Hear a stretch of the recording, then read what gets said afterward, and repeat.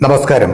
ഏറ്റവും പുതിയ റിപ്പോർട്ടുകൾ പ്രകാരം ഇറാന്റെ സാമ്പത്തിക സ്ഥിരാകേന്ദ്രങ്ങളെ ലക്ഷ്യമാക്കി US-ഇസ്രായേൽ സഖ്യം നടത്തിയ ആക്രമണം മേഖലയെ കൂടുതൽ സംഘർഷഭരിതമാക്കിയിരിക്കുകയാണ്. ഇറാന്റെ തലസ്ഥാനമായ ടെഹ്റാനിലെ ബാങ്ക് സെപ്പ ലക്ഷ്യമാക്കി നടന്ന മിസൈൽ ആക്രമണമാണ് പുതിയ പ്രകോപനത്തിന് കാരണമായിരിക്കുന്നത്.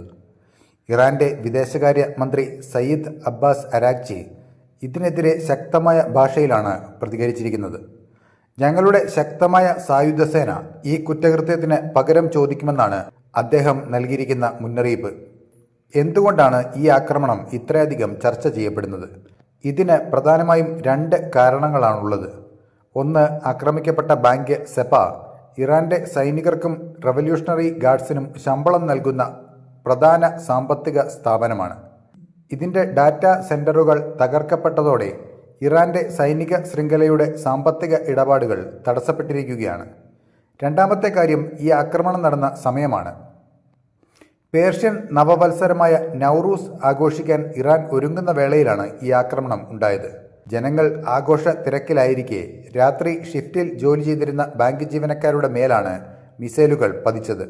ഇത് കേവലം സൈനിക നീക്കമല്ല, മറിച്ച് ഇറാന്റെ സാമ്പത്തിക സാംസ്കാരിക മേഖലയെ തകർക്കാനുള്ള നീക്കമായാണ് ടെഹ്റാൻ വിലയിരുത്തുന്നത്. അരാഗ്ചിയുടെ വാക്കുകളിൽ ഇതിനോടുള്ള പ്രതിഷേധം വ്യക്തമാണ്.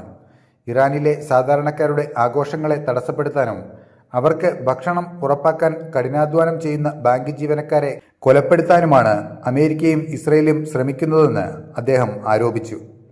ഇറാൻ ഇതിനകം തന്നെ US-ന്റെയും ഇസ്രയേലിന്റെയും മേഖലയിലെ സാമ്പത്തിക കേന്ദ്രങ്ങളും ബാങ്കുകളും തിരിച്ചടിക്കുള്ള ലക്ഷ്യങ്ങളായി പ്രഖ്യാപിച്ചു കഴിഞ്ഞു.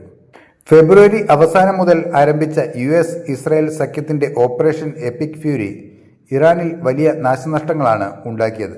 എന്നാൽ തങ്ങളുടെ ആഭ്യന്തര കാര്യങ്ങളിൽ പുറത്തുനിന്നുള്ള ശക്തികൾ ഇടപെടുന്നത് അനുവദിക്കില്ലെന്ന ഉറച്ച നിലപാടിലാണ് ഇറാന്റെ നേതൃത്വം.